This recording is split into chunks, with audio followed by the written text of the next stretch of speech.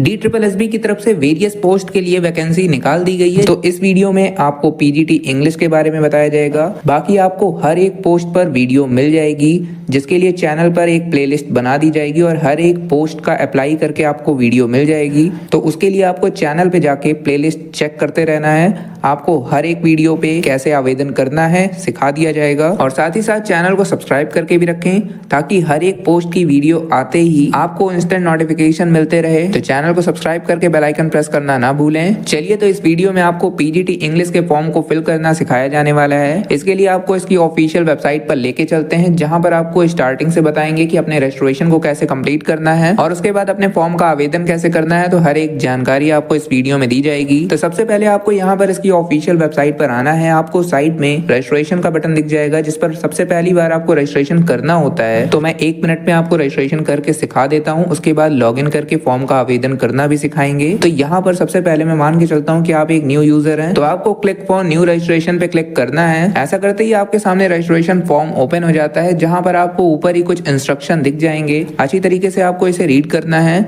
और इस इंस्ट्रक्शन के बेस पर ही आपको अपने पूरे एप्लीकेशन के रजिस्ट्रेशन को कंप्लीट करना होगा। तो यहाँ पर आप नीचे देख सकते हैं कि आपकी जो डिटेल मांगी जा रही है, उसमें आपसे name, date of birth, class 10th का रोल नंबर, क्लास 10th का पासिंग ईयर, जेंडर सेलेक्ट करना है, नेशनैलिटी बताना है, उसके बाद फादर्स मदर्स नेम बताना है। नीचे आपसे मोबाइल नंबर और ईमेल आईडी पूछा जा रहा है। तो आपको हर एक डिटेल को यहाँ पे 2 बार फिल करनी है। आप देख सकते हैं 2 बार आपसे डिटेल इसलिए पूछा जाता है जिससे आप कोई भी मिस्टेक ना कर पाए। तो यहाँ पे मान के चलते हैं कि आपने अपनी डिटेल फिल कर ली है। तो मोबाइल नंबर और ईमेल आईडी को फिल करने के बाद नीचे आपको गेट OTP के बटन पे क्लिक करना है। ऐसा करते ही आपको OTP रिसीव हो जाएगा, मोबाइल पर भी और ईमेल पर भी। तो 2 अलग अलग बॉक्स आपको दिख रहा है। मोबाइल OTP को मोबाइल वाले बॉक्स में आपको फिल करना है और ईमेल OTP को ईमेल OTP के बॉक्स में आपको फिल करना है। साइड में आपको वेरीफाई का बटन दिख जाएगा। तो OTP को फिल करने के बाद आपको वेरीफाई के बटन पे क्लिक करना है सबसे पहले। उसके बाद आप देखेंगे कि यहाँ पर आपका मोबाइल नंबर और ईमेल आईडी वेरीफाइड हो जाएगा। इसके बाद नीचे आपसे पूछ रहा है कि do you want to give Aadhaar as an ID proof. तो ऑटो सेलेक्टेड रहेगा यहाँ पर यस। तो नीचे आपसे आधार नंबर और आधार पर आपका क्या नाम मेंशन है वो आपसे बोला जा रहा है कि आपको फिल करना है। अगर आप चाहते हैं कि आप ID प्रूफ के रूप में आधार कार्ड ना दें, तो यहाँ पर आपको सिंपली नो करना है। ऐसा करते ही आप देखेंगे कि आपको आधार कार्ड का ऑप्शन हट जाएगा और आपको एक ID प्रूफ सेलेक्ट करने के लिए कुछ ऑप्शंस मिल जाएंगे। तो वहां पर आप voter ID, driving licence, passport, PAN card, किसी अन्य डॉक्यूमेंट को सेलेक्ट कर सकते हैं। जिसको भी आप सेलेक्ट करते हैं, नीचे आपको उसकी डिटेल देनी होगी और उस डॉक्यूमेंट को अपलोड करना होगा JPG फॉर्मेट में, जिसका हाइट और विड्थ नीचे लिखा हुआ है। हर एक डॉक्यूमेंट का अलग अलग है। तो आपको यहाँ पर अच्छी तरीके से इंस्ट्रक्शन को पढ़ना है। उसके बाद आपको डॉक्यूमेंट बना कर अपलोड कर देना है। अगर आप आधार कार्ड देना चाहते हैं तो आप यस पर टिक रहने देंगे और आपको आधार डिटेल देनी है। अपलोड करने की कोई जरूरत नहीं है।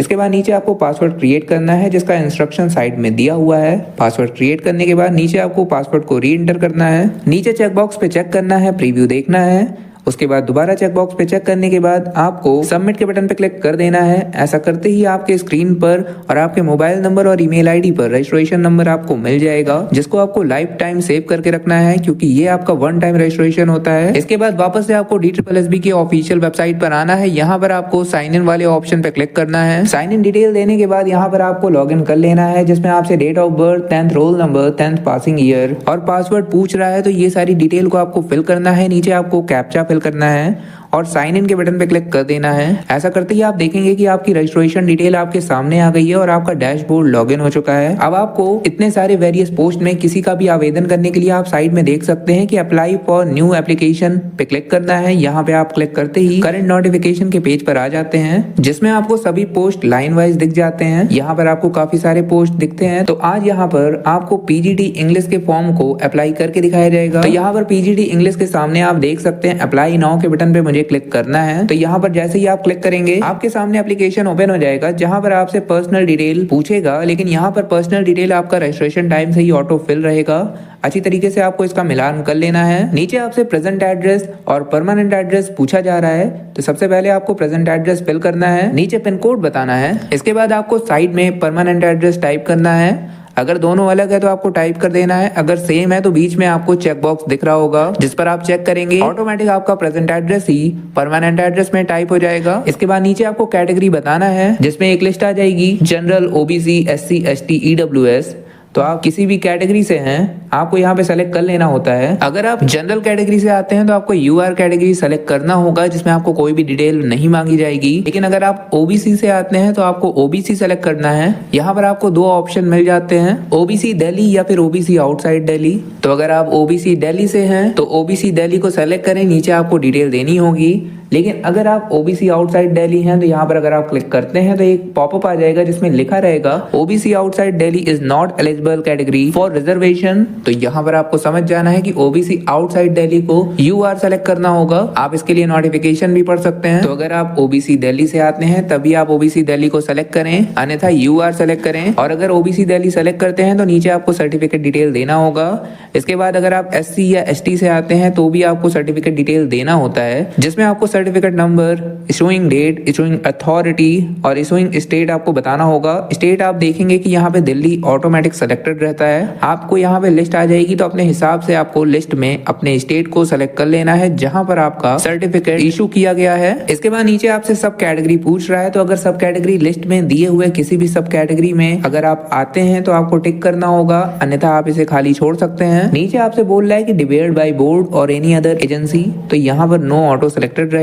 अगर आप किसी बोर्ड में डिबेयर किए गए हैं या फिर किसी एजेंसी द्वारा डिबेयर किए गए हैं तो आपको यस करके बताना होगा कि आप कितने समय तक के लिए डिबेयर किए गए हैं। और बाकी डिबेयर किए गए हैं तो आप इस फॉर्म के लिए एलिजिबल भी नहीं माने जाएंगे। तो यहाँ पर अपने हिसाब से आपको सेलेक्ट करना है। नीचे डिक्लेरेशन चेकबॉक्स पे चेक करने के बाद सेव एंड नेक्स्ट के बटन पे क्लिक कर देना है। ऐसा करते ही आप स्टेज 2 पे पहुंच जाएंगे, जहां पर आप देख सकते हैं कि आपको आपके डॉक्यूमेंट को अपलोड करना है, जिसमें आपको फोटोग्राफ, उसके बाद signature, left thumb, right thumb यहाँ पर आपको अपलोड करना होगा। तो चलिए एक एक करके हर एक इंस्ट्रक्शन को आपको बता देते हैं। तो यहाँ पर सबसे पहले आपको अपने फोटोग्राफ को अपलोड करना है, जो कि पोस्ट कार्ड में होना चाहिए। इंच की बात करते हैं तो 5x7 इंच यहाँ पर ऊपर लिखा हुआ है कि हाइट इंटू विड्थ आपका ऊपर लिखा हुआ है। इसके बाद इंस्ट्रक्शन साइड में लिखा हुआ है पिक्सल के लिए। तो अगर आप पिक्सल में बनाते हैं तो विड्थ आपको 480 पिक्सल रखना है और हाइट की बात करें तो 672 पिक्सल रखना है। फॉर्मेट आपको जेपीजी या जेपीईजी में रखना है और 300 KB आपका साइज होना चाहिए, तभी जाकर आपका यहाँ पर अपलोड हो पाएगा। तो चूज फाइल पे क्लिक करके आपको अपने डॉक्यूमेंट को अपलोड कर देना है। यहाँ पर साइड में आपको क्रॉप फोटो ऑनलाइन का एक थर्ड पार्टी वेबसाइट लिंक भी मिल रहा है, जिस पर जाकर आप अपने फोटो को रिसाइज कर सकते हैं। इसके बाद आपको स्क्रॉल डाउन करना है, नीचे आपको सिग्नेचर अपलोड करना है,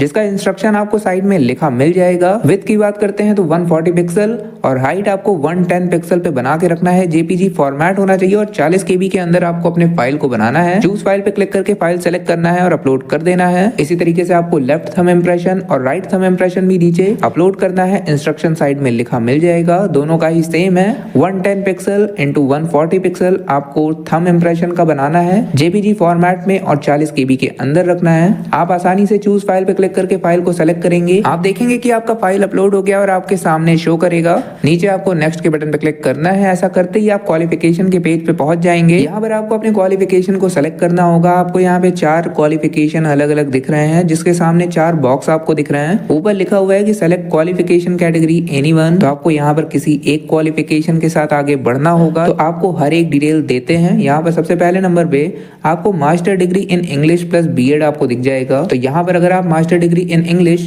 प्लस बीएड सेलेक्ट करते हैं तो आपको नीचे देखने को मिलेगा कि क्वालिफिकेशन का बॉक्स आपके सामने ओपन हो चुका है, जिसमें आपको अपने मास्टर डिग्री जो कि पीजी डिटेल है वो देनी होगी और ग्रेजुएट पे आपको बीएड की डिटेल देनी होगी। इसके बाद नीचे एक्सपीरियंस पूछ रहा है, तो अभी अच्छे तरीके से आपको बताएंगे। पहले आपको ऊपर चारों के बारे में बता दिया जाए तो यहाँ पर सेकंड नंबर पे आप देख सकते हैं कि first division in higher secondary plus first division in graduation plus first division in PG. तो यहाँ पर अगर आप इसके साथ जाते हैं, अगर आप यहाँ पर चेक बॉक्स पे चेक करते हैं तो नीचे आपको देखने को मिल जाएगा कि क्वालिफिकेशन में आपको अपने ग्रेजुएशन की डिटेल, पीजी की डिटेल और हायर सेकेंडरी की डिटेल आपको देनी होगी। इसी तरीके से अगर तीसरे नंबर की बात करते हैं तो यहाँ पे master degree in English plus PhD degree आपके पास होना चाहिए। तो अगर आप इसे सेलेक्ट करते हैं तो इसकी क्वालिफिकेशन को नीचे फिल करना होगा। और चौथे नंबर पे आपको बोल रहा है कि those appointed TGT language teacher appointed before 1975 with 10 year teacher experience in Delhi plus master degree in English, अगर आप इसे सेलेक्ट करते हैं तो इसकी क्वालिफिकेशन भी नीचे देनी होगी आपको। तो यहाँ पर आपको जिस भी चेक बॉक्स पे चेक करना है अपने क्वालिफिकेशन के हिसाब से सेलेक्ट करें। उसके बाद नीचे आपको एसेंशियल क्वालिफिकेशन फिल करना होगा, हर एक डिटेल उसके नीचे आपको दिख जाएगी। अब जैसे यहाँ पर मैं master degree in English plus BEd select करता हूँ तो यहाँ पर मुझे क्वालिफिकेशन का बॉक्स मिल चुका है जिसमें मुझे पीजी सेलेक्ट करके डिसिप्लिन बताना है। इसके बाद मुझे परसेंटेज कैलकुलेट करके टाइप कर देना है, जो कि 2 डेसिमल तक मुझे टाइप करना होगा। स्टेट बताना है। इसके बाद आपको बोर्ड यूनिवर्सिटी नेम बताना है, तो अगर लिस्ट में है तो अच्छी बात है, वरना आपको अदर करना है। नीचे आपको एक बॉक्स मिल जाएगा जहां पर आपको यूनिवर्सिटी का नेम आपको टाइप कर देना है। साइड में आपको पासिंग मंथ और पासिंग ईयर बता देना है। उसके बाद साइड में इंसर्ट करना है। इंसर्ट करते ही आपकी डिटेल आपके सामने आ जाएगी और साइड में आपको ऐड का ऑप्शन मिल जाएगा, जिस पर एक बार के लिए आप क्लिक करेंगे आपको दूसरा क्वालिफिकेशन फिल करने का बॉक्स आ जाएगा, जिसमें आप ग्रेजुएट पे क्लिक करेंगे। उसके बाद आपको बीएड की डिटेल देनी है, तो डिसिप्लिन में बीएड सेलेक्ट कर दें, परसेंटेज बताएं, स्टेट सेलेक्ट करें, बोर्ड यूनिवर्सिटी नेम बताएं, पासिंग मंथ पासिंग ईयर बताएं, इंसर्ट पे क्लिक करें, आपकी डिटेल आपके सामने आ जाएगी। नीचे आपको एक ऑप्शन मिल जाएगा do you want to finally save का, तो आपको इस पर क्लिक करना है। क्लिक करते ही आपका डेटा सेव हो जाएगा। इसके बाद नीचे आपको एक्सपीरियंस डिटेल देनी है, जिसमें आपसे बोल रहा है कि 3 year experience of teaching in a college / higher secondary school / high school. तो यहाँ पर आपको अपने एक्सपीरियंस को बताना है, अगर है तो आपको यस करना है, अन्यथा आप नो कर सकते हैं। तो जिस भी डिटेल को आपको देना है यस या नो में आपको सेलेक्ट करना है। नीचे आपको एक ऑप्शन मिल जाएगा do you want to finally save का, तो जिस पर आपको क्लिक करने के बाद आपको इस डेटा को भी सेव कर देना है। आपका डेटा सेव हो जाएगा, आपके सामने एक पॉपअप भी आ जाएगा डेटा सेव्ड। उसके बाद आपको नेक्स्ट के बटन पे क्लिक करके नेक्स्ट स्टेज पे पहुंच जाना है।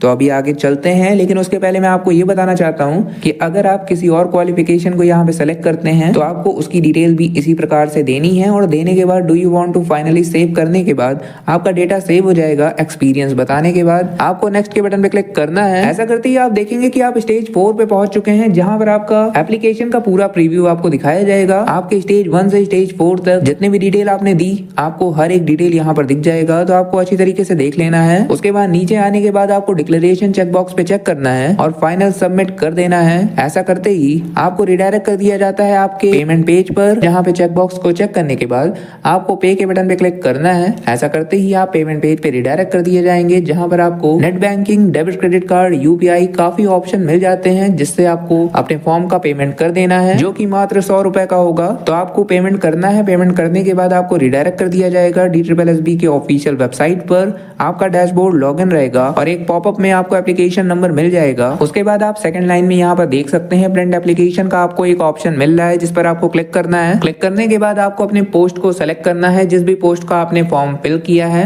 वहां पर पोस्ट सेलेक्ट करने के बाद आप देखेंगे कि उस पोस्ट का एप्लीकेशन फॉर्म आपका सामने आ जाएगा। उसको आपको प्रिंट कर लेना है और पीडीएफ फॉर्म में सेव कर लेना है फ्यूचर यूज के लिए। और अगर आपके पास प्रिंटर है तो आप उसकी हार्ड कॉपी भी निकाल लें, क्योंकि फ्यूचर में ये आपके काम आएगा। तो आज के लिए बस इतना ही। अगर कोई भी डाउट अभी भी आपके मन में बचा हुआ है तो आप नीचे कमेंट करें, आपका रिप्लाई मिल जाएगा। आपके हर एक डाउट को क्लियर करने की कोशिश की जाएगी। तो आशा करते हैं कि आप सीख गए होंगे कि आपको अपना फॉर्म कैसे फिल करना है।